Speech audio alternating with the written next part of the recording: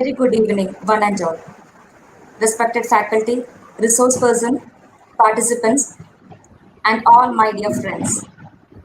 Myself, Soumya Verma, Research Scholar, Department of Commerce, Maharaja's College, Ernakulam.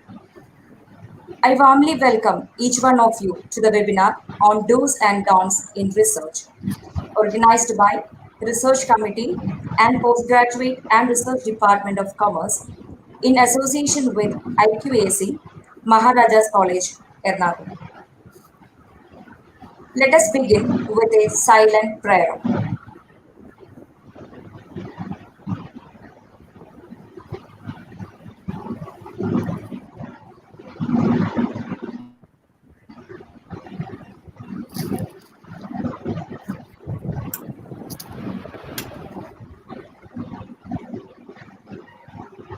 Thank you. I kindly request Ms. Surya Tangachan, Research Scholar, Department of Commerce, to welcome the gathering. Surya, please.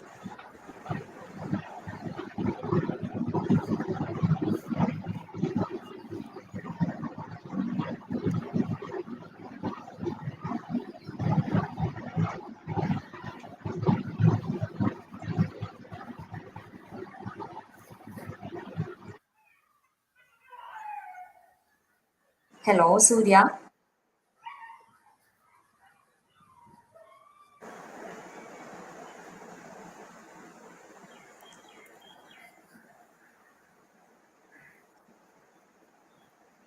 Hello, Surya.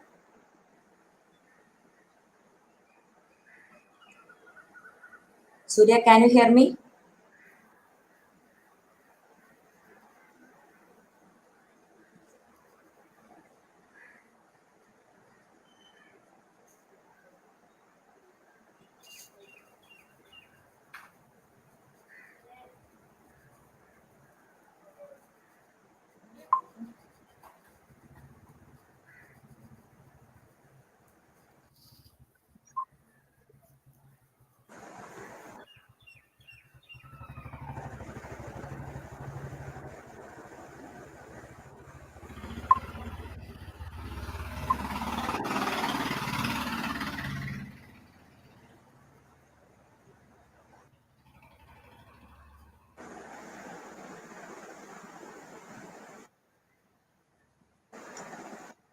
Hello, Meera.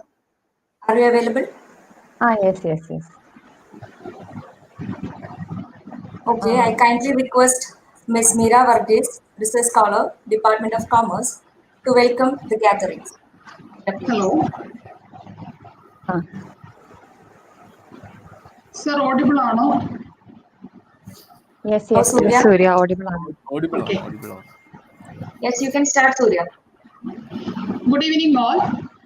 I'm here to welcome you all to the webinar on do's and don'ts in research organized by Research Committee of Maharaja's College and Postgraduate and Research Department of Commerce in association with IQAC. First of all, I would like to welcome our dear principal, Dr. Matthew George, who could not join us for this session due to the another meeting in his busy schedule. On behalf of all, here I welcome you, sir. I would also like to welcome our HOD, Dr. Suresh Iyer, who is our constant support and pillar of strength. Welcome, sir. Next, we are so glad to have with us today a highly resourceful eminent speaker, Dr. Biju AV, Assistant Professor in Commerce, University of Kerala. On behalf of all present here, I welcome you, sir, to the session. Welcome, sir. Thank you. I also welcome all the research guides of the Commerce Department and another department who have joined us today. Last but never the least, I welcome all of you who have received our invitation and joined us online. I hope this session will be highly beneficial to all of you. Welcome all. Thank you. So, can I start? Am I audible right now? Sir, audible. Sir, 1 second. Yeah. I think Suresh sir was late.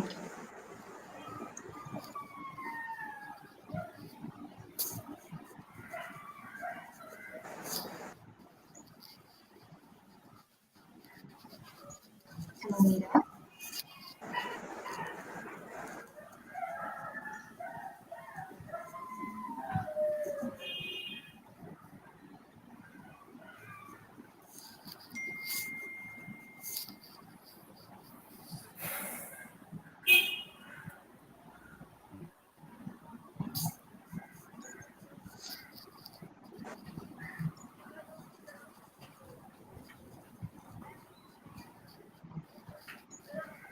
Okay, I think we have more to technical session.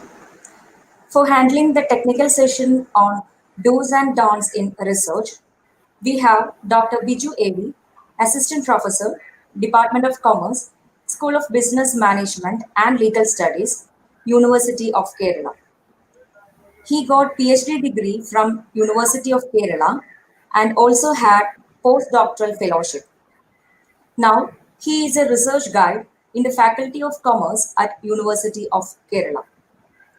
His areas of research interest include personal finance, social finance, nudging, and so on.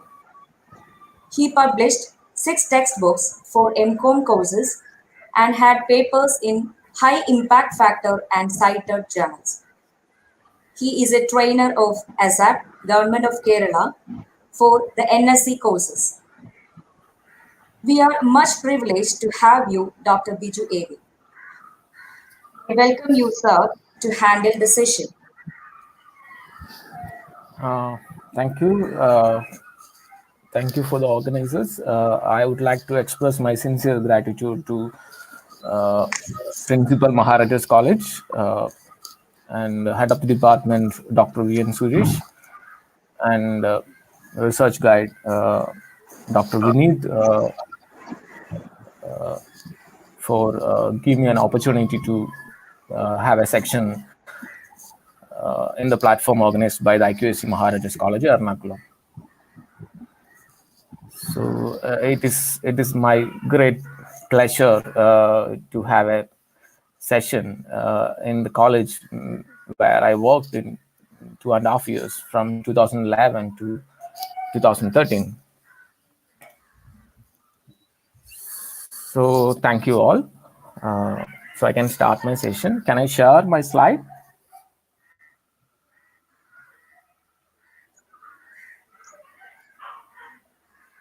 Sir, I think Suresh sir has come. Yeah, Suresh sir, Suresh sir. Okay, sir. sir, can you hear Hello, me? Suresh. Yeah, Okay, sir. yeah. I welcome Dr. Suresh VN, Head of the Postgraduate and Research Department of Commerce, Maharaja's College, for the presidential address. Sorry for.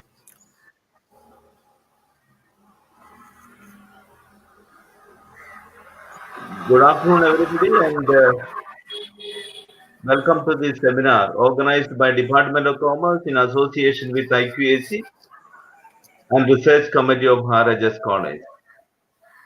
I am very happy that Research Committee of Maharaja's College and IQAC in association with Department of Commerce is organizing a webinar on do's and don'ts of research. I am extremely happy. I am more happy because my dear friend, I treat him as my younger brother.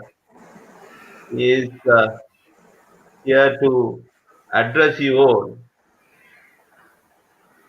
to this event.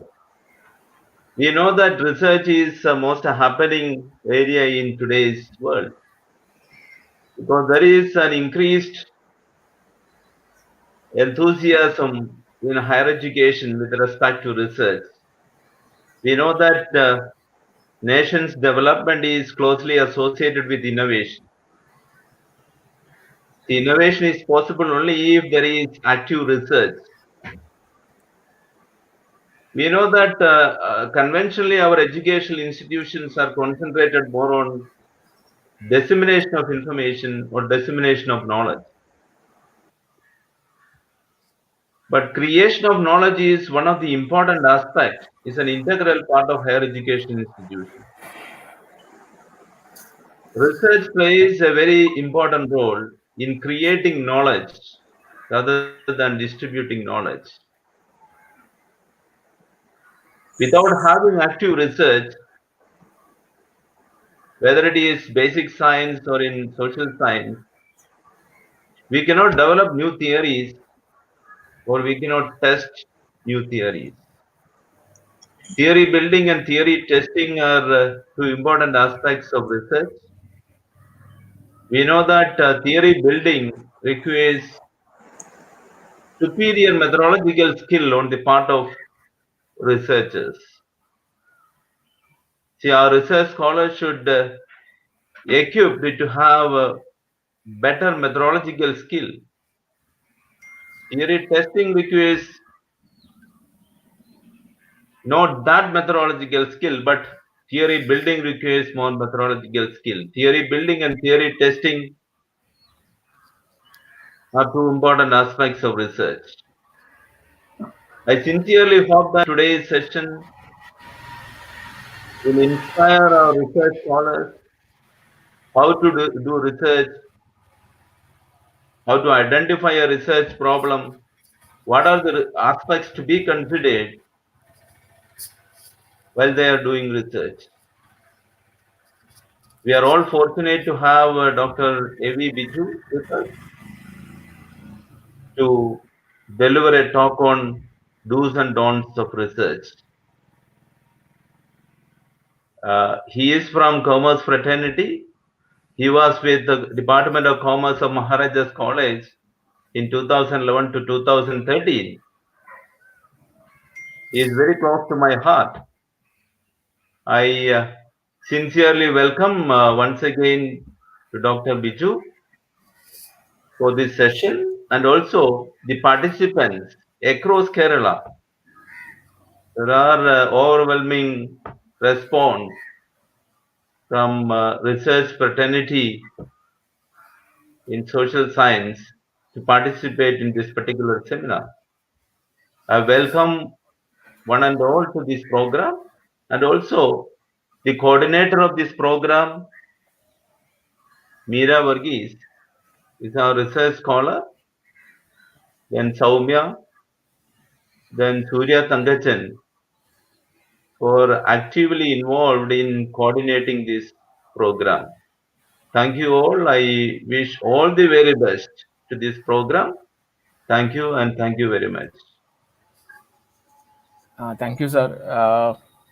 I express my sincere thanks to Meera Varghese also. She has taken care of very sincere effort to be practical.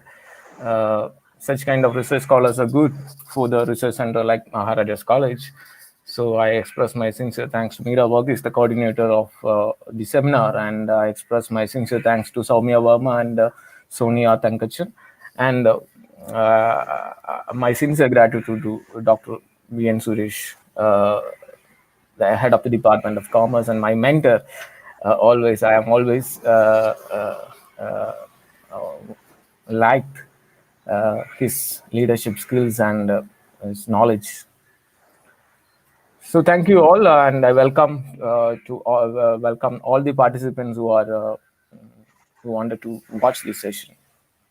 So shall I start? Yes, sir. So can Yes, I share sir. Sir, my screen? Can I share? Okay. Yes, sir. Sure.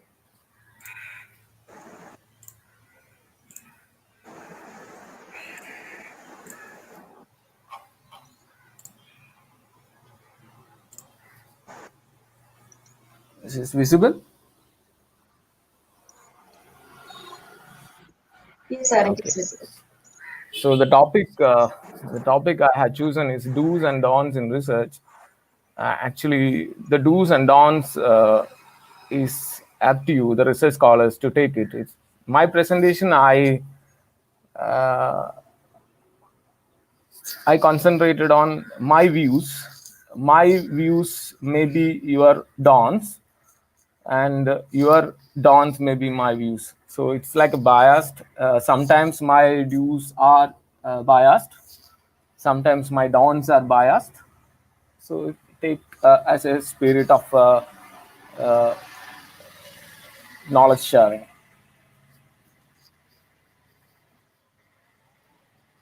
So what should be research? Research must demonstrate logical, structured, and defensible reasoning based on a credible and verifiable evidence presented in such a way that it makes an original contribution to knowledge. So it's a logical, structured, and defensible reasoning based on credible and verifiable evidence. So you can think that there are a lot of researchers coming up, research PhD theses produced by scholars. If you validate the result or findings of the PhD thesis, then you will be in a dilemma. So there are something we are missing, something the discipline, something like ethics, research ethics, we are missing while doing the research. So I am concentrating on the research in this presentation. The PhD researchers, the only people who carefully read a given thesis are the supervisors, the examiners, and the candidate. That's a major problem in PhD theses. The person before submission of the thesis, in theoretically, thesis read by the supervisors. The person who guide the student can read the thesis, and the examiner, the three examiners, the three examiners, we are sending the thesis to three examiners. They will read the thesis, and the candidate who done the work, he also read the thesis. What is the problem, or what is the effect of this?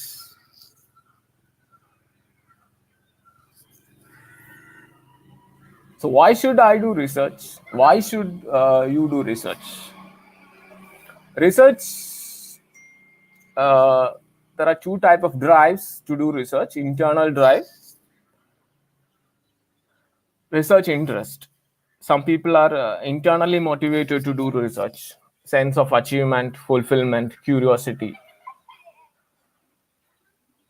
Some people are strong ambition, self expectation is there. So the internal drive is very important to do research. But some people do research with the external drive, maybe degree or diploma, degree and diploma to get the PhD. Academic job, sometimes they wanted to be professors. Okay, then there are people who do research by compulsion of parents, teachers, friends. My friend registered PhD, so I can also register PhD. So that way they think. Peer pressure, sometimes all the people do PhD, so why not? I can also do PhD. So a research scholar should analyze what is his drive, whether this is internal drive or external drive. So the evidence has proved that internal drive better than external drive. So this slide, I am inducted to Vishal Gupta, Indian Institute of Management, Ahmedabad. So when a scholar coming to university, his ambition and his perception was very high. Just you can watch this picture, world, here I come. Then the ambition reducing over a period of time. The first level, he may think up to win a Nobel Prize, and next level, he think about revolutionize your field, and after that, again, his perception may be changed to get a job at a top university. Then again, his perception changed, get a job. And after that, there is some again the change in the perception of the scholar. Attend that conference in Porank, and after that, again change his perception. Hope they have pepperoni pizza. So, വളരെ ambitious ആയിട്ട് വരുന്ന സ്കോളറിന് over a period of time, first year, second year, third year, ഒരു J R F scholar ആണെങ്കിൽ ഓരോ വർഷവും കഴിയുമ്പോഴും പുള്ളിയുടെ പെർസെപ്ഷനിൽ ഉണ്ടാവുന്ന ചേഞ്ച് ആണ് ഈ ഗ്രാഫ് കാണിക്കുന്നത്. ഇത് എങ്ങനെ സംഭവിക്കുന്നു എന്നുള്ളതാണ് question. What is the reason behind the curve is sloping downward?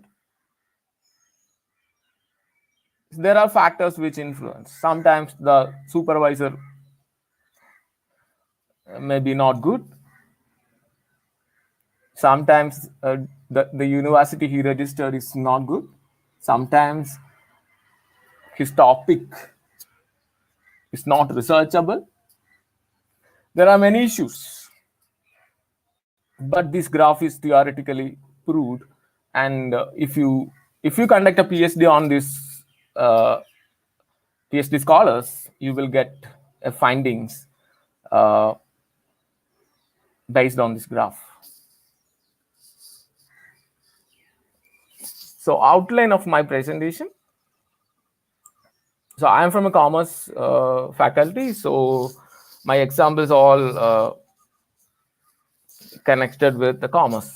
So, whether the research have an appropriate title, the importance of title in the research, whether the sampling and the respondents selected are appropriate, so whether the objectives set in accordance with the title, whether the hypotheses are matching with the objectives and available theories, whether the findings of the study have answered all the objectives raised by the researcher, whether the tools applied for hypothesis testing is appropriate. These are the real questions which may be asked by the examiners when you send a thesis for evaluation. These are the general questions. So when you send a thesis, before that, you have to find answers to this kind of questions. Over a period of time, when you register the PhD, after that, you have to check it up. These questions are solved or not.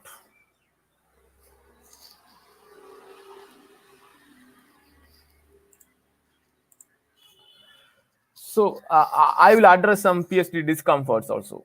So you may be interested in more in discomfort, I think so. This is my views. I already said my views are your dawns, and my dawns are your views. So the perception of people is different.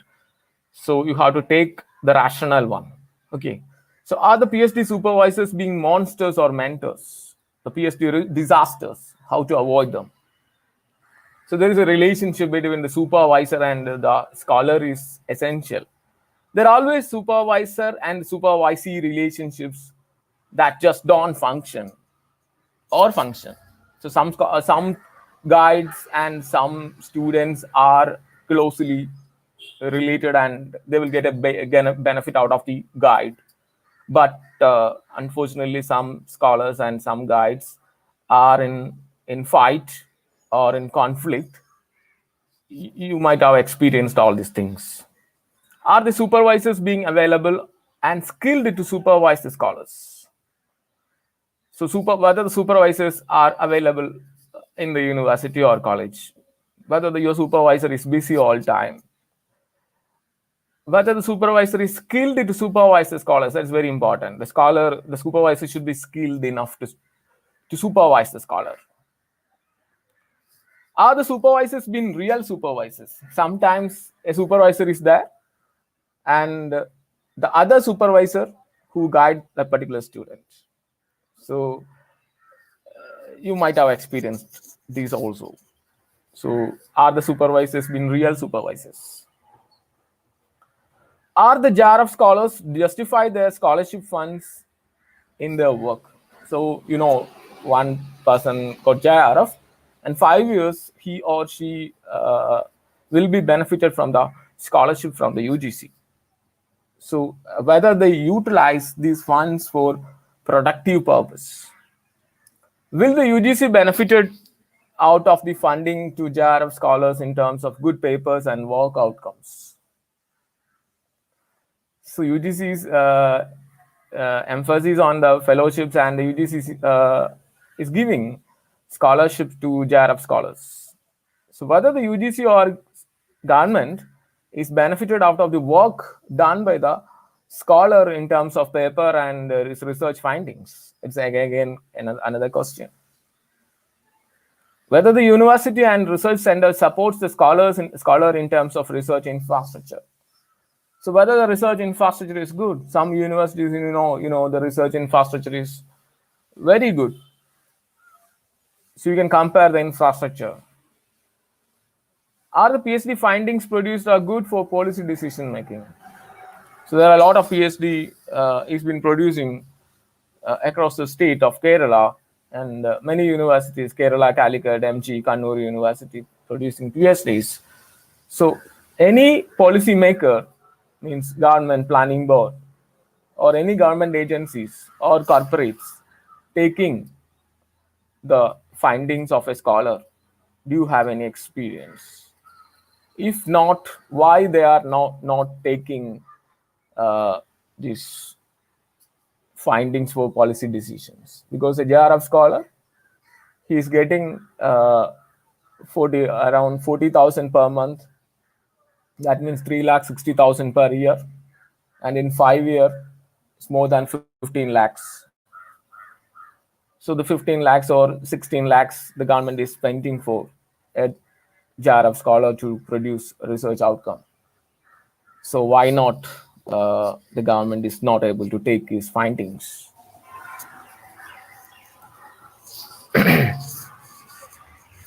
Are the PhD scholars really involved in his or her research work? This is another question. So when we see the open defenses, we will ask some simple questions. What is this figure? What is this figure 20 or 25? The scholar is not able to answer the question. The scholar, some scholars may say that these analytics works are done by the statisticians. So you can ask the statisticians. So I am not responsible to answer these questions. So these kind of answers may come up in the open defenses. Are the external environment is good to work on with their work? Are the fee structure of PhD is uniform across the state and institutions? This is another problem. If you do PhD in state universities and central universities, you only need to pay fee. In state universities, you will get a fellowship if you don't have PhD JRF. Okay.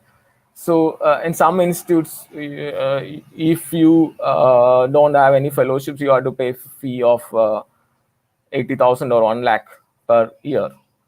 So the fee structure is not uniform across the state and across the country. So are the universities follows the standard pattern of procedures which is followed by the good universities? So the pattern and procedures are also different in universities. So how can we make it uniform? Okay. Are the administrative machinery being smooth for the speedy governance of PhD process? Whether the administrative machinery of the university is good or they are in good governance. Is there any mechanism functioning in the university to solve grievance of a PhD scholar? Say a scholar is in trouble or some kind of issue with him, whether there is any solution or grievance redressal mechanism is available to solve his complaints. So are the scholars have the quality of integrity? This is another question. Whether all the scholars are have the quality of integrity. So integrity is a very important thing for a researcher. Are the feasible topics are admitted by the universities for research and funding? So a scholar is admitted to the university after an initial screening or doctoral committee, we are saying like that. See, in doctoral committee is responsibility to take the scholars based on the feasibility of his or her topic. So the process of viva is being conducted in a proper manner or not. So whether the topic admitted by the universities are really feasible topic, or there are some scholars still they haven't get an opportunity to register PhD, but they have with good genuine topics. So that should be again a discussion topic. So these questions are to be addressed. This is fully based on the PhD topic, and this is PhD discomforts, and these discomforts are to be addressed. Is there any regulatory mechanism to address all these things, or is there any autonomous authority to address all these discomforts? So that's a problem in research. But there are countries, if you take example, Norway, UK, Europe, universities, they have a regulatory mechanism, or the state itself have a regulatory mechanism. So I am discussing all these things in the slides, like do's and don'ts in research. Key ingredients of research contribution. One major contribution is better than many small ones. So the researcher should focus on one major contribution. So no need to have small ones. So I don't want to mention the professor's name. One professor told me that paper ചെയ്യുമ്പോൾ ഒന്നോ രണ്ടോ paper ചെയ്താൽ മതി, but ആ paper നല്ല journals ചെയ്യുക, അല്ലാതെ 10-15 paper it's pirated ജേർണൽസിൽ അല്ലെങ്കിൽ മോശം ജേർണൽസിൽ ചെയ്യുന്നതുകൊണ്ട് കാര്യമില്ല എന്ന് എൻ്റെ അടുത്തൊരു പ്രൊഫസർ പറഞ്ഞിട്ടുണ്ട്. So that's A fundamental thing. One major contribution is better than many small ones. Your contribution may be knowledge discovery, invention, integration, application. So identify, describe, and demonstrate the big data. So when you do research, you will have to collect data from the field, and you have to describe and demonstrate and identify the data. Asking the right problem, then asking the problem is right. Your problem should be right. And the basic outcome is innovation. How to find research problems? Focus on the big problem. Last and get you excited for years. So the problem should be last and gets you excited for years. Maybe a fundamental problem. Follow your interest and work on problems you enjoy. So you should be interested with that problem. You have to create an interest in the problem, then you never become bored over a period of time when you do research till in the process of submission. Start with simple ideas and extend them. Increase applicability and understanding. Doing derivative work. So you can do work in connection with a topic. So where do ideas for research comes from? So നിങ്ങൾ experience ചെയ്തിട്ടുണ്ടാവും, നിങ്ങൾ ചെയ്യുന്ന topic നിങ്ങൾ ഉണ്ടാക്കിയതാണോ അതോ വേറെ ആരെങ്കിലും തന്നതാണോ? So there are people, they are giving the topic and synopsis ready made. So you can take them and pay them, and you can take and you can register the topic. So that's the scenario right now. So whether that is ethical or not. So where do the ideas of research comes from? Maybe teaching. Some professors or some assistant professors may experience problems in teaching, in the process of teaching, while in the process of students' questions, working closely with doctoral students. Then reading the literature. So there are a lot of journals available. We can read papers. When you read paper, suddenly a problem pop up, and you can take that. Networking, conference presentations, talking discussions, working with colleagues. Contact with the real world, field visit, working with practitioners, reading practitioners' literature, consulting. curiosity about things, intuitions, analogies, real life observations. See, the problem you have made out of this may be genuine one. പല പറയാറുണ്ട് പല good യൂണിവേഴ്സിറ്റീസിലും problem വന്നു കഴിഞ്ഞാൽ ഒരു research problem എടുത്തു കഴിഞ്ഞാൽ വേറെ ആരടുത്തും പറയില്ല, സീക്രട്ട് ആയിട്ട് till the process of registration. So it's very important. So good problems are very important in research. So getting a good problem is again a tedious task. So good versus bad research problems. So there are good problems and bad research problems. Sometimes the research problem will turn your life into a good way. Sometimes the research problem will not lead your life to a good path. So a research problem is very good when you do research. Good research problem, more people will doing it. After your research, many people would interested to do it. For example, behavioral finance. So once the 2017 Richard Thaler got Nobel Prize, and after that, many people in the universities taking up the topic of behavioral finance. So the standard finance now have a less interest in research, and the behavioral finance now the focus is more on the behavioral finance. So after the research, nobody can improve it. You close the door. So your research, after your research, nobody need to improve it. You can close the door. Okay. So there is a bad research problem also. Nobody will follow the research. Even nobody will take your thesis to read. Nobody will interested to cite your work.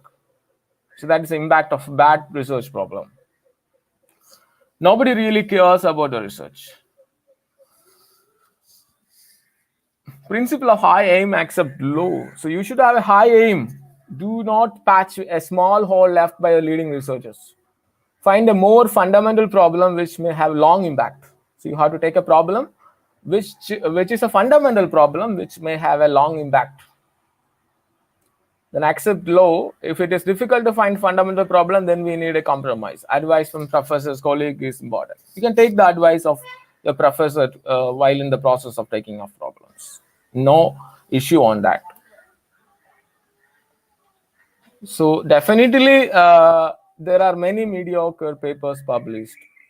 Don't ruin your thirst by poor quality papers. That's a very, very basic thing I wanted to address. No use of that.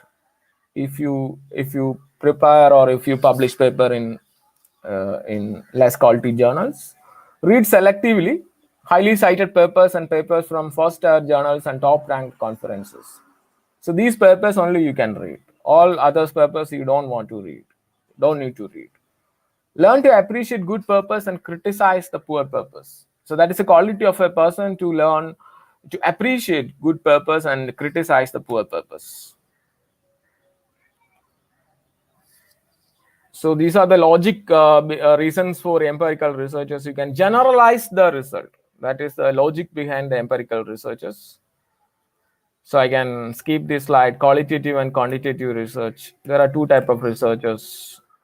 And next, I wanted to discuss the theories, concepts, variables, and hypotheses.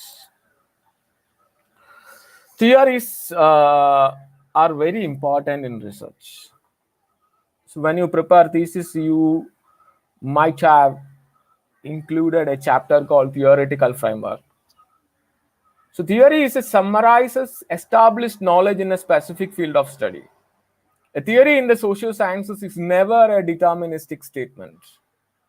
It is open to revisions and amendments. The theory is open to revisions and amendment. But when you ask a PhD scholar, what is your theory based off your study, then he may not answer that. What theory? What is theory? Some research guides told me that why we are giving importance to theories.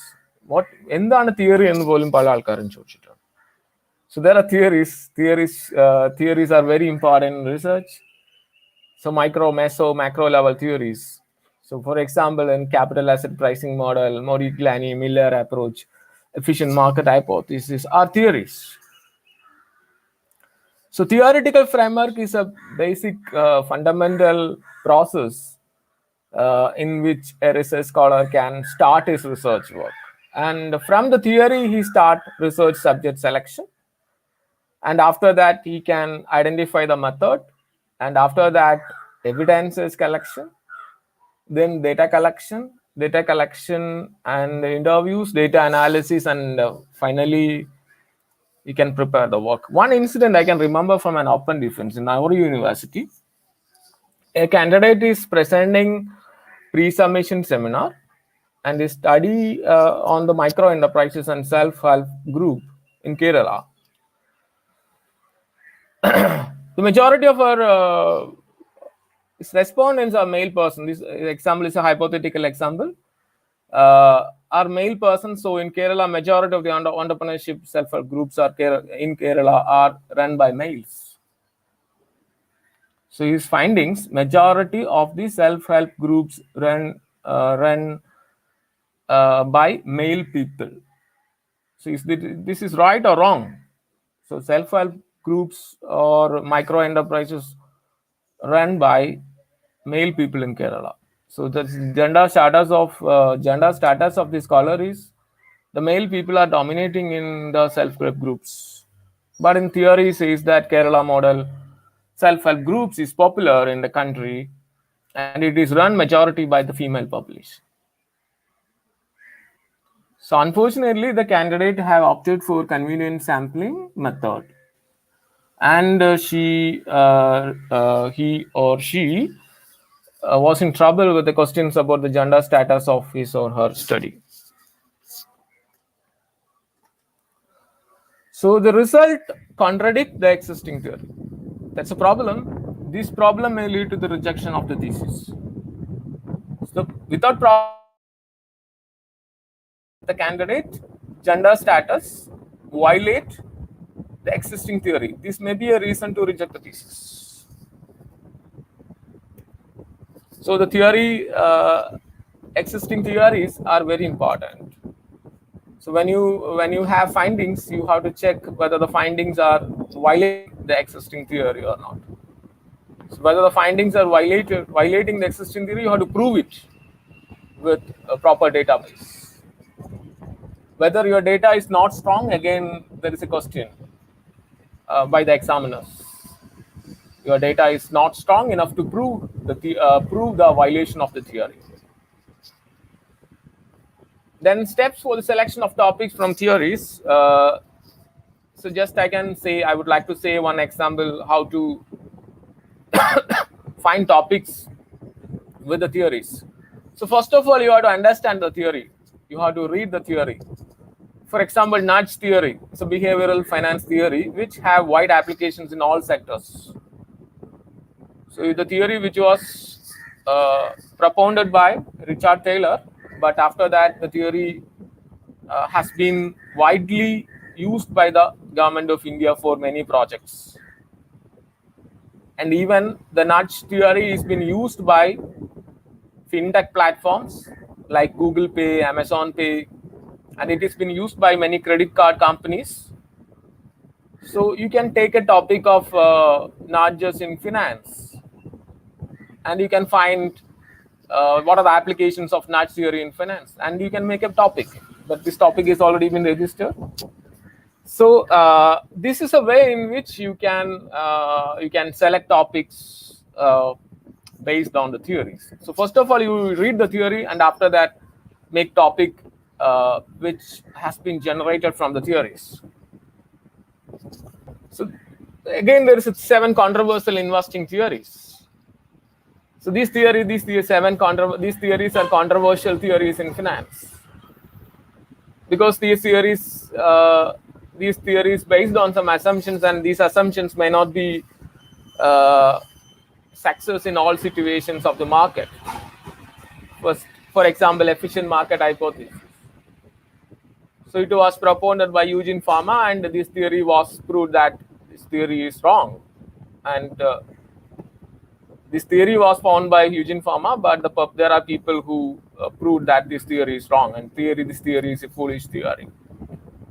So this theory told us that the market is efficient Nobody can beat the market, but the people have proved that people can beat the market.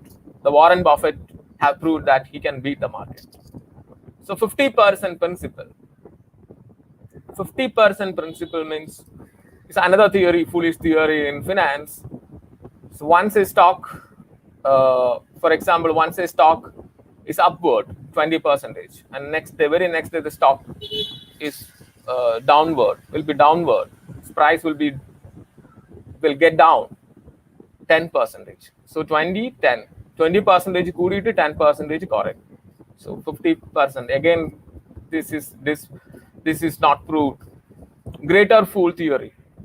So the market is like one person will gain and other person will lose, and the person who make profit feel that he can fool the other person. So the person who get the profit is the intelligent person, and the person who suffer the loss is a foolish person. It's a greater fool theory. And odd lot theory. Odd lot means the share subscribed by means some small lots by the individual investors. So when shares are subscribed by the individual investors, that is again a trend which can be used by the institutional investors for purchasing and selling of shares. And the prospect theory is again a controversial theory. Prospect theory, the people give overemphasis on the losses and not the gains. So the prospect theory also is unsuccessful theory. And rational expectation. This theory says that the human beings are economicus. Homo economicus. But the people are not rational always. Some people are normal, people are Homo sapiens, not Homo economicus. So short interest theory. Short interest means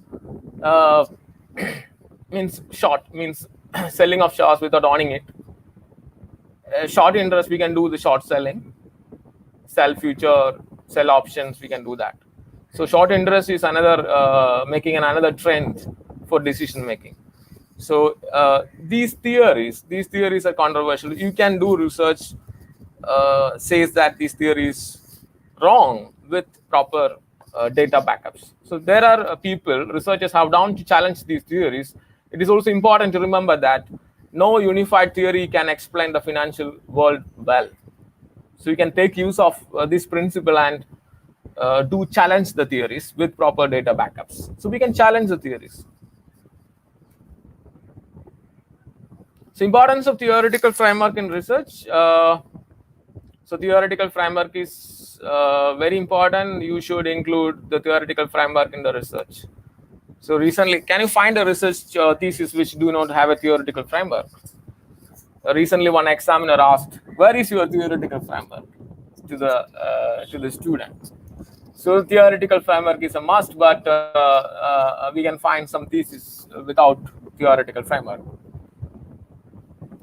So concepts, I can skip the slide. Variables, dependent, independent variable.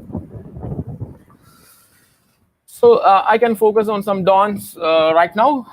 Don't choose a useless title for your work. This is a major don'ts. Don't choose a useless title for your work.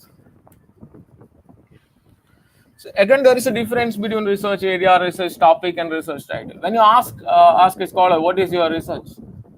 Then he say research title. So the research scholar don't know what is the distinction between research area, research topic, and research title. Research area, for example, research area is finance, and research topic is nudge, and the research title is different. So you have to have a better understanding of the demarcation between research area, research topic, and research title. It's very important. So research title, there are a lot of stories on research title, a lot of debates. In our department also, a lot of questions are raised by the audience in the process of open defenses about the research title. Short, descriptive, and to the point. contain key variables in the research study, relate to the topic, niche area, and disciplines, attract the attention and interest of the reader, make clear sense. This is an example. The fizzy drink, niche area, and the Fanta is the topic, and mango passion fruit is the title. So selection of research title is a task to the researcher. Once the title is set, it is being fixed. He cannot change that title. He can change, but he have to pay a fine, penalty, and syndicate approval to change the title. So again, there is a debatable issue whether the candidate is capable to set the title before the PhD registration. So candidate even did not start the literature review, and by the time he registered with a title, and that title is been written in the thesis when he submit the PhD. So ആ സമയത്ത് ഒരു കാൻഡിഡേറ്റിന് thesis title ഉണ്ടാക്കാനുള്ള കഴിവുണ്ടാവുമോ? Literature review പോലും ചെയ്തിട്ടില്ല. Again, there is a problem. So some universities, IQAC, thesis pre-submission time thesis title finalize.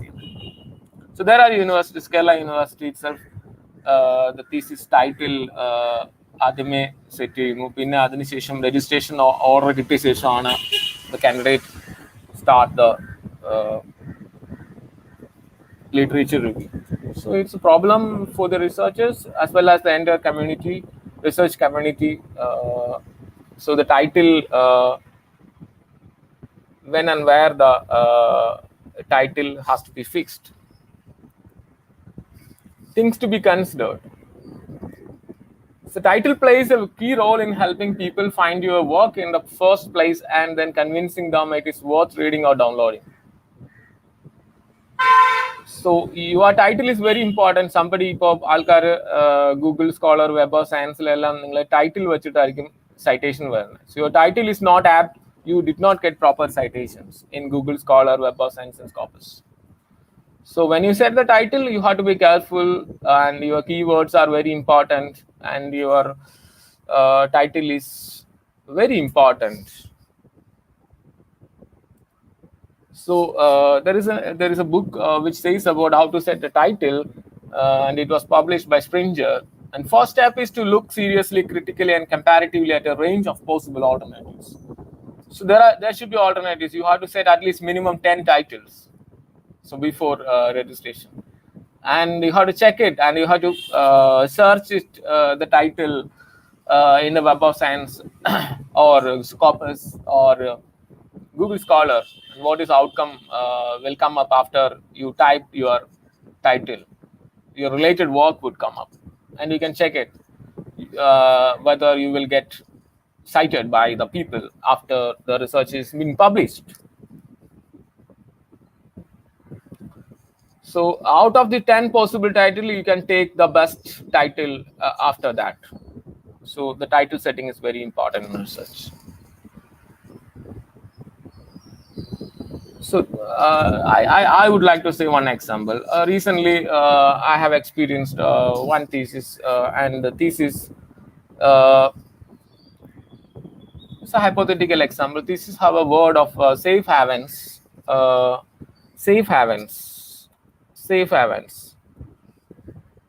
It's related with the personal finance, and there are places which are called as safe havens for investments. So that places are very important for investors to invest their funds. If the funds are invested in that countries, the portfolio is strong enough to defend market volatility. The portfolio is very strong to defend the volatilities. So your portfolio is very strong. നിങ്ങൾ ആ രാജ്യങ്ങളിൽ പോയി invest ചെയ്ത് കഴിഞ്ഞാൽ നിങ്ങൾക്ക് market volatility കൊണ്ട് നഷ്ടം ഉണ്ടാവില്ല. So that is called safe havens. So, safe havens and start ചെയ്ത ഒരു ടൈറ്റിൽ ഉണ്ടായിരുന്നു. അപ്പോൾ നിങ്ങൾ അത് പ്രൂവ് ചെയ്യണമെങ്കിൽ if you wanted to prove your title, the particular country is safe. For example, ഇന്ത്യയിലാണ് safe haven ആണ്. India has been called as safe haven to the investors when the people invested in India and their portfolios are strong enough to defend the market volatility. Yesterday and today market were downward, so your portfolio will be strong. This kind of market crashes did not affect those countries. So the candidate, the research scholar, should prove with the database that his portfolio, the investors, നമ്മുടെ sample ഇൻവെസ്റ്റേഴ്സിന്റെ portfolio strong ആണ്, അത് market volatility affect ചെയ്യുന്നില്ല എന്ന് prove ചെയ്യാൻ പറ്റണം. So otherwise we are not supposed to set the title called safe havens.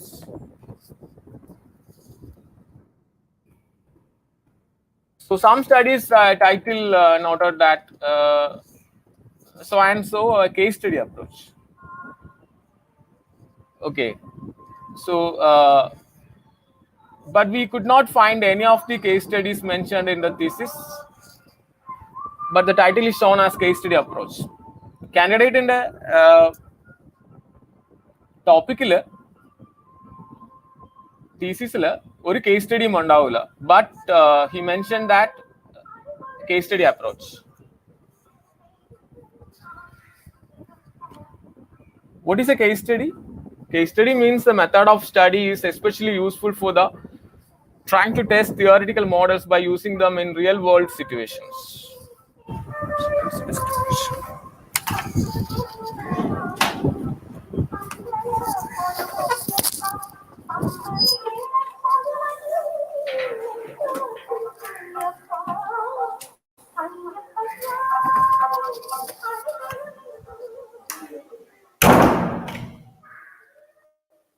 So am I audible? Yes, sir. Yes, sir. Okay, there is a disturbance.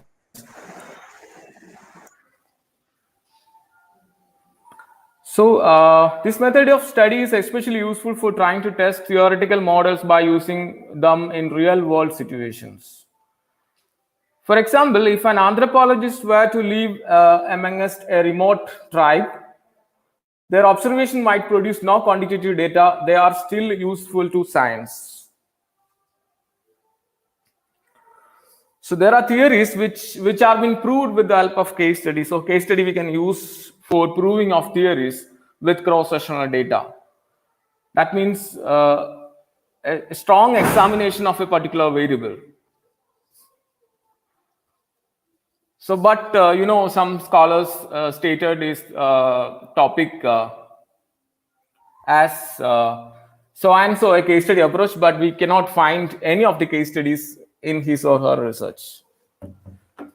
So, but his title shows that a case study approach. So then the next problem is whether the study used random or non-random sampling.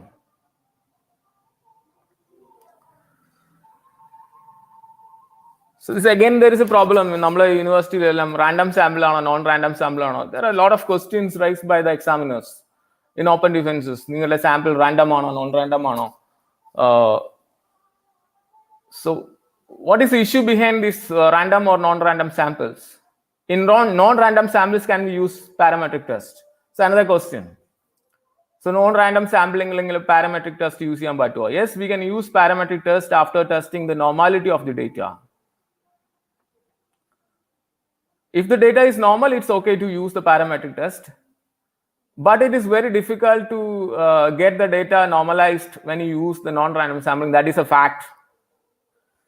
So, but there are studies, we can find the studies, they are used non-parametric test with parametric test with non-random sampling after testing the normality, and they have proved that the data are normalized.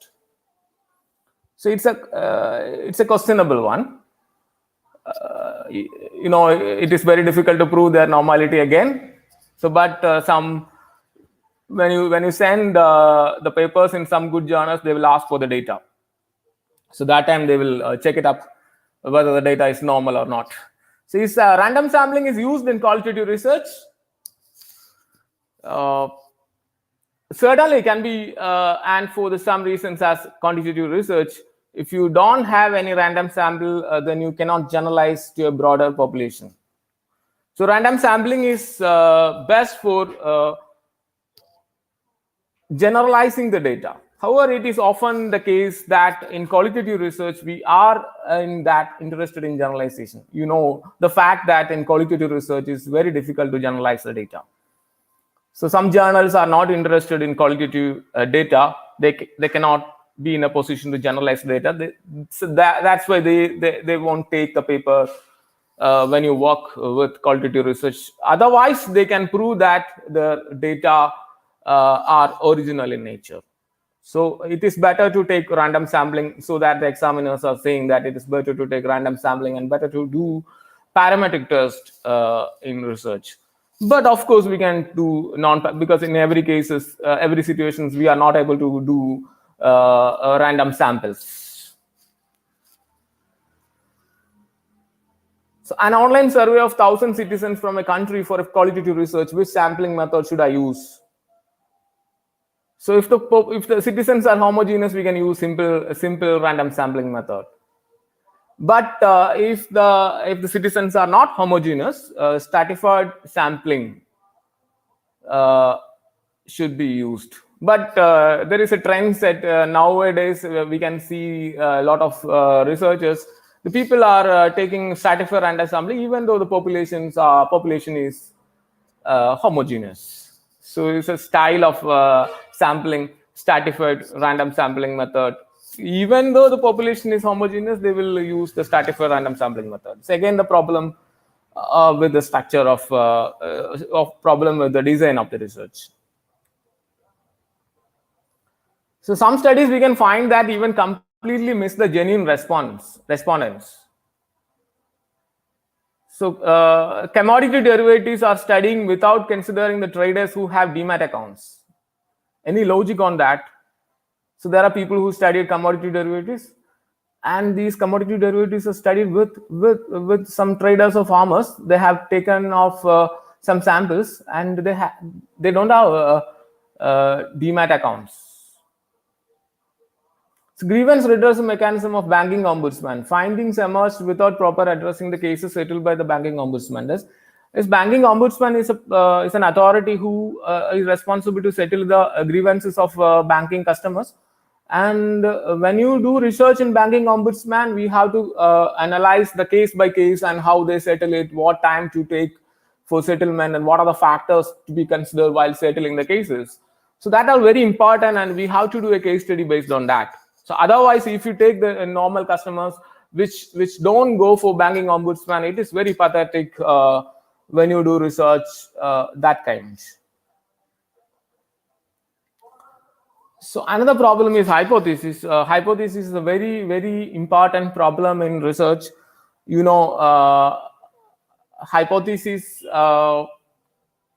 when actually we can see that a lot of null hypothesis in research, and many people criticize each objective. There will be 30, 35, 40 hypotheses, and altogether I have seen some theses altogether 150 hypotheses in a study. Is this logical or not?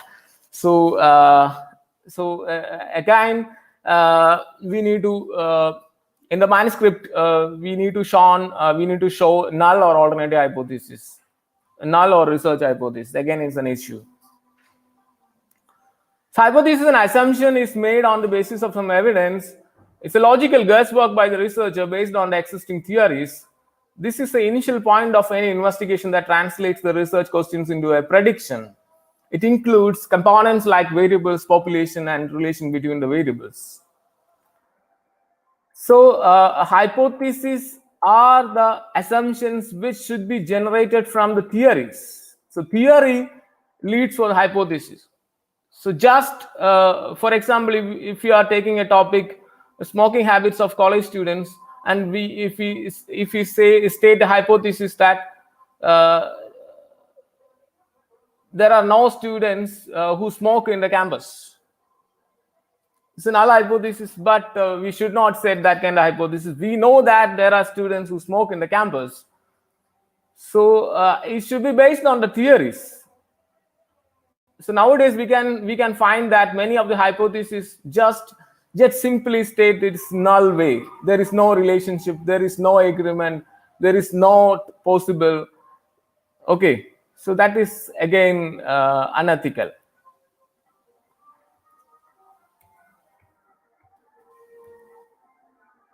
So whether the samples of the study are appropriate or not. So again, the sample respondents. Suppose if you are studying the local self-governments, who will be the samples? So leaders, people, official, politicians, working group. There are many persons connected with the local self-government. So we have to have an understanding that who will be the real samples. So some scholars have done the work without considering the genuine samples, and they have taken care of some other people and do the research. So the real persons who got the information from the particular study are being still outside. They are not comes under the purview of the thesis. So for example, a corporate social responsibility of media in Kerala. So media's corporate social responsibility have different plans and schemes. You know, Madhurubhumi have a different scheme, Manorama have a different scheme, Deshamani have a different scheme. But if you collect the data with the same people across the state, and analyze the same people, that is again it's not logical, because each social responsibility schemes are different. Each scheme is a different case, and we need to understand, we need to take case by case. So whether the data collection technique is appropriate or not. So when and where the questionnaires are used, you know, some people, I can see that some people, I have seen that they have collected data from the tribes and they have used the questionnaires. So questionnaires are typed in English. So how did they collect the data? They don't know how to read the questions. So that time you can use the schedules. Sometimes you may need to use the ethnography. You directly leave the scenario, leave the system to collect the data. Sometimes we can use observation method. So whether the parametric and non-parametric tests are to be used, again, I already pointed out that. So if the type 2 error is much complicated and strong, so we have to remove the type 2 error. That means the failure to reject a null, that should be rejected. So we are accepting, if we accepting a null hypothesis, that is wrong. That is a complicated error. So if you want to remove the complicated error in the research, we should do the parametric test. That is the power of the test, so to avoid type 2 error. So if you wanted to have a best robustness, you can use the non-parametric test. So non-parametric test concentrated on to removal of type 1 error. So unethical practices in research, using statistical tools which is not appropriate for the situation. Biases which arises due to the consultancy services of statisticians. So you know, many people go for analysis with the help of statisticians, and their biases may be impacted to your researchers. See, there is a limit by the statistician to do the research. So one researcher, two research, he can do that. So what happen if we do in 10 or 15 research at a time? So there are some researchers, you know, have consultancy services. 1 hour, one research. After that, another researchers will come up, and after 1 hour, another research scholar will come up.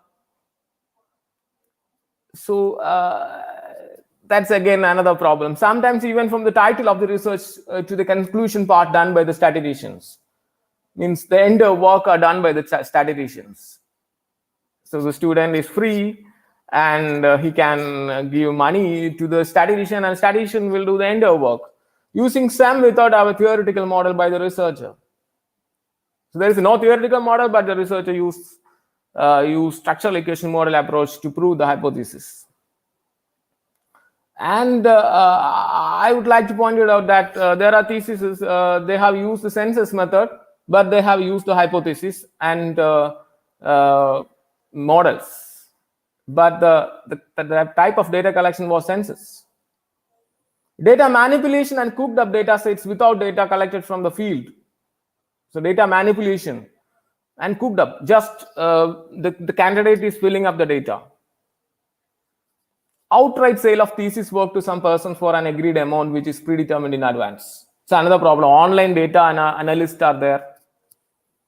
So the outright sale of thesis work. So there is no problem with if you have any doubt, we can consult, or if you have any doubt with regard to some analytics tool, but the data set is for that analysis tool. So we don't have such technical know-how, we don't have the software, then we can go with the consultancy services. That's no problem with it. But the problem is the outright sale of thesis work to some person for an agreed amount which is predetermined in advance is another unethical practice. So that there is a research ethics is essential. So the term research ethics refers to a wide variety of values, norms, and institutional arrangement that help constitute and regulate scientific activities. Research ethics is a codification of scientific morality in practice. Guidelines for research ethics specify the basic norms and values of research communities. Our researchers are value-based or not. So you can understand whether our research is value-based or not, or valueless. So I can suggest the higher education or the government can pass an act, the Academic Research Ethics Act, to address the issues in research and solve. Then the qualities, there are some countries, there are examples, they have passed this act, the Academic and Research Ethics Act. So that country's great research outcomes were produced within the purview, the research were conducted within the purview of this act. So all the researchers, if such an act is there, all the researchers can comply with the recognized norms of research ethics.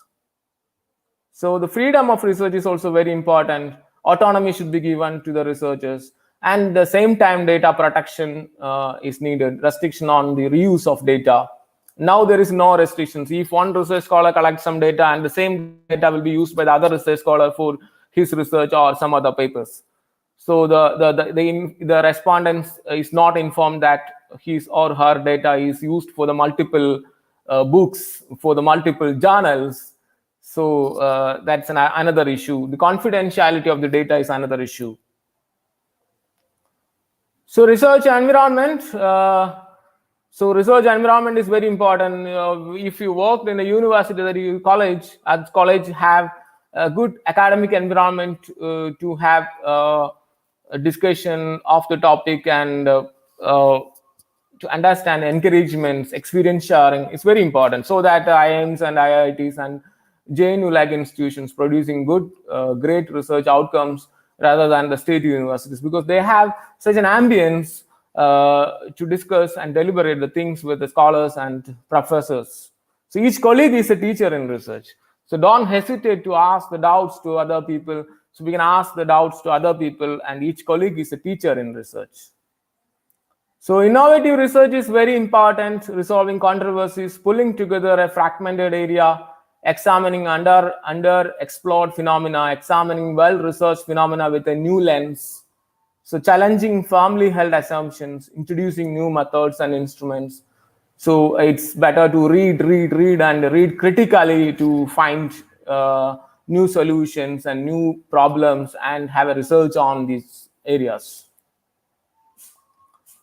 So my concluding comments are: how do high quality research? You must be curious about the research. You must deeply involved in the research. You must know and understand the reality. So you must know and understand the reality of the research. Work with the right people. So you have to work with good co-authors, good guide, and personality, complementary expertise, research interest, working styles, habits are all critical to a successful collaboration. So follow your interest rather than tools. So if you aren't interested in your topic, no one else will be either. Your goal is to convey your enthusiasm. If you are engaged in problems that you enjoy, whether they are big problems or small ones, you are creating, not working. You have a passion, not a job. Thank you.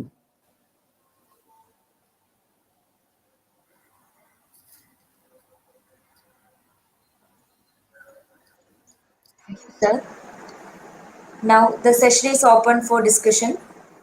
Participants, you can raise your questions and clarify your doubts by posting in the chat box.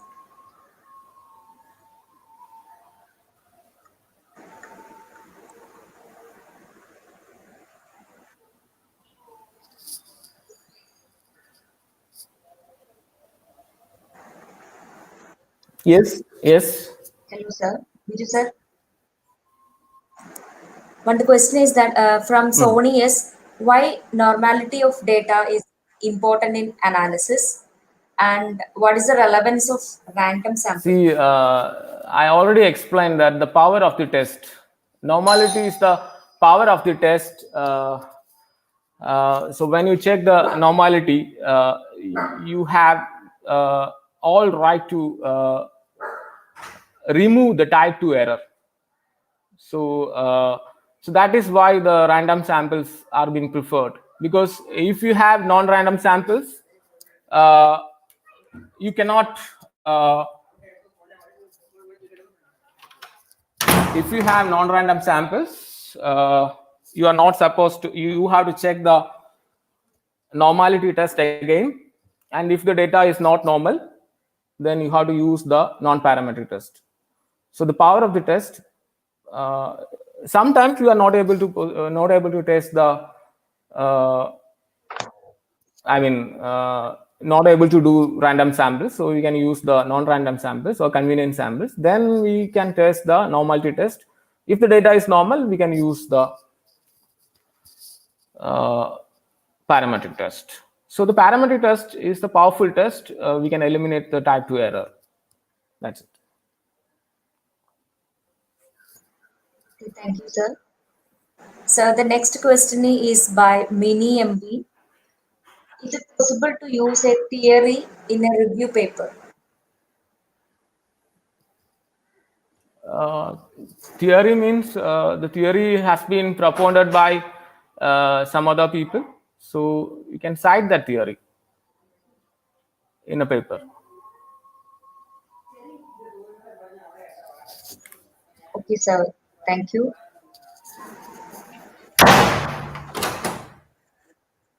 Can I ask, sir? Yes. The next question is by Dr. A. Shaji Josh. After COVID-19, international education system is becoming virtual. Yes. Do you think that this pattern will continue? And if so, how will your universities managers to teach research scholars in the new pattern of virtual education? So അതിന് പറയാനുള്ളത്, നമ്മളിപ്പോൾ ഒരു 4 months 5 months ആയിട്ട് class എടുക്കുന്നുണ്ട്. അപ്പോൾ അവർക്ക് ഈ പറയുന്ന കോവിഡ് ടൈമിൽ there are skills which is important in the covid era. So that skills are to be learn by the students. So there are some new skills which have emerged, and the skills are to be practiced by the students to cope up with the new environment, new job environments. So we have to concentrate as teachers. We have to concentrate by imparting that new skills in the learning process.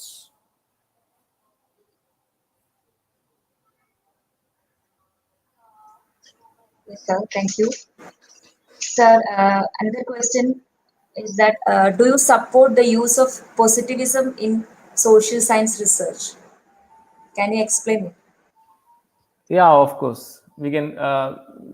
Positivism is a good approach in research.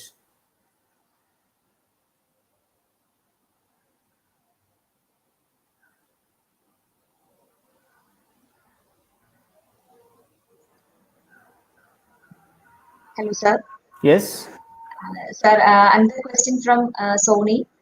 How normality and power of the test is related, and how to test the power of test? How can I know the power of my analysis? That's a question. See, it's a normality. Normality test are the weapons to test the power, whether the data is normal or not. So there are normality tests available. So that tests are very relevant to check the power of the test.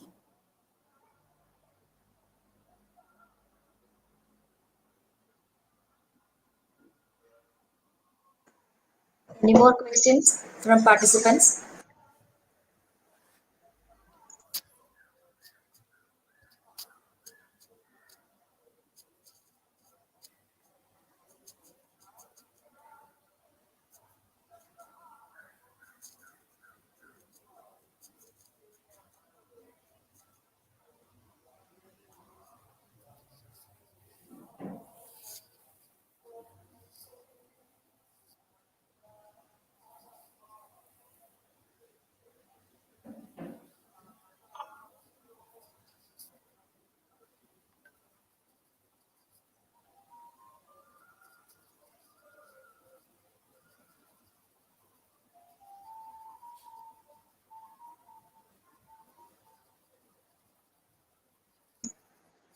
Hello, sir.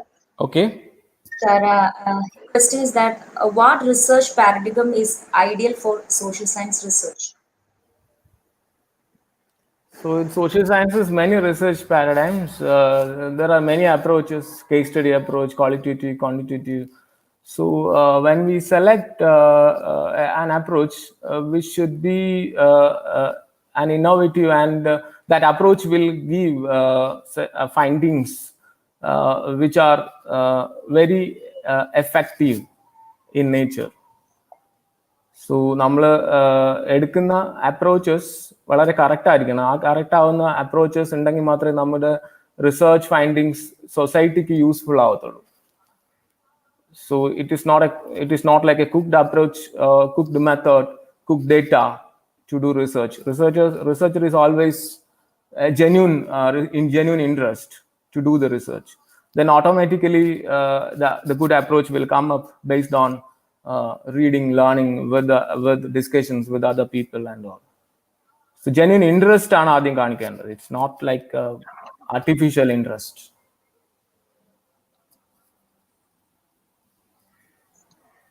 Okay, sir. Sir, a question is that how many years we take to submit the thesis? As per the university standards, it's 3 years, minimum 3 years. And so it's up to you to submit. Some scholars submit a thesis after 10 years. Some recently Kerala University, one research scholar submit thesis after 25th years, 25th year of service. So it's up to you, based on the topic and interest of the researchers to submit a thesis. There is a minimum norm by the universities, but some universities, they won't permit after a particular point of time. They will remove the scholar from the list. Thank you, sir. Sir, the next question is by Anita Mary Alex. The question is that what can be done if we are allotted a guide who is not a person who is related to our area of research and who is not able to help us? Yeah. Yes. Please complete the question. Sir, what can be done if we are allotted a guide who is not a person is related to our area of research and who is not able to help us? So nowadays there is a system when the university allot the guide, but this question is very relevant question in the current context. But there is a facility for IIMs and IITs to give a topic based on the interest of this guide and supervisors. They have allotted a particular topic based on the interest of the supervisor also. The supervisor has been allotted based on the area of this scholar and supervisor. So there is a interconnectivity is there, but unfortunately our universities, we don't have such mechanism. So this is to be addressed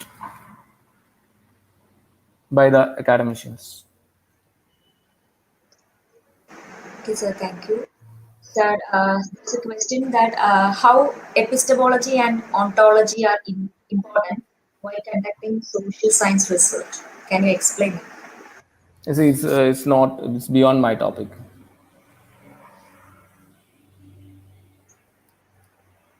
sir. I guess there are no more questions. So, thank you, Biju sir, for sharing your immense knowledge with us. Your explanation as well as presentation was so simple. Dear participants, the feedback link is given in the chat box. You can get your e-certificate only after filling the feedback form. The form will be closed in 1 hour. So kindly fill it at the earliest. Now, I invite Ms. Meera Varghese, Research Scholar Representative and Coordinator of this webinar session, to deliver the vote of thanks. Thank you, Samya. Good evening, all. Myself, Meera Varghese. I'm here to extend our sincere gratitude to all who have collaborated with us in conducting this webinar. First, I would like to thank our Honorable Principal, Dr. Matthew George. Even though he could not join the session, he is very much part and parcel of our webinar today. On behalf of the Research Committee and the Department of Commerce and IQAC, and all present with me here now, I extend our sincere gratitude to you, sir. I also thank our Vice Principal, Dr. Jayamol KV, for being always available to us, the research scholars, and being so supportive for this webinar. Thank you, ma'am. With immense pleasure, I extend our sincere gratitude to our beloved HOD, Dr. Suresh VN, for being an inspiration and motivating us with his message today and guiding and supporting us in organizing this webinar. On behalf of all, I thank you wholeheartedly. Thank you, sir. As our resource person said today in this session, one major contribution is better than many small ones. Indeed, your session, sir, was a major addition to our research knowledge base. I would like to thank immensely our resource person, Dr. Biju AV, for doing such an insightful session and enlightening us and patiently answering to all our queries. Thank you, sir. Thank you so much. I also thank Dr. Bindu Shamla, ma'am, the coordinator of research committee in Maharaja's College, for conceiving this idea of webinar series and constantly supporting us in making this webinar happen. Thank you, ma'am. I also extend my sincere thanks to Dr. Santosh Varghese, the IQAC coordinator. Thank you, sir. Words are not enough to express my gratitude to our dear research guides in our department, Dr. Anita MN, Dr. Vineet KM, Dr. Makesh KG, and all the research guides in our department, as well as in the other departments. Thank you so much, teachers. Thank you, all the research guides and faculties of our department and other social science stream departments for joining us today. No matter what language you speak, a kind and smiling thank you always speaks to everyone's heart. With this note, I would like to thank all our participants for joining us online, for your presence and patient attention. I hope all of you are rightly directed with this session and all your queries are answered. Thank you for joining us. Also, I thank my co-scholars, Saumya, Surya, and all the scholars in my department. Once again, thank you all. Thank you so much for joining us. Thank you, Biju sir. Thank you, Suresh sir. Thank you all. Thank you And all. please, Thank you, the coordinator of the webinar, Meera Varghese, and IQAC with coordinator pleasure, sir. of Maharaja's College, and head of the department, Dr. V.N. Suresh. And I sincere thanks to the the audience of this session. Thank you all for patient listening of my session. Thank you. In fact, your slides had most of our questions in our mind. What we had in our mind, most of your slides had those questions. So it was a wonderful session, sir. Thank you. Okay, thank you all. So can I leave? Suresh sir. Suresh sir is there? Yeah. Okay. Thank you, Biju, for your good presentation. Okay, thank you, sir. Yeah. Yeah. I once again thank all the participants and the resource person and my beloved students in the Thank you, department. sir. Research scholar, the Meera Varghese, Surya Tangachan, Saumya Varma, and all others Okay, thank you, for Dr. their Vineet. coordination, Vineet wonderful sir. coordination program. This is the starting point. Yeah, all my core research guides in the department, they are also cooperated with the program. I think that this is a first program of the department. I hope to continue this process in the coming months. We will have more sessions with regard to research. Research is a wonderful area. You can talk more about research. Yeah, sky is the limit, sir. We can talk Yeah, anything. right. Yeah. Thank you all, and thank you very much. Thank you, Suresh sir, and thank you all. Thank you, sir. Sir. Okay. Thank you. With this, we come to the end of the session.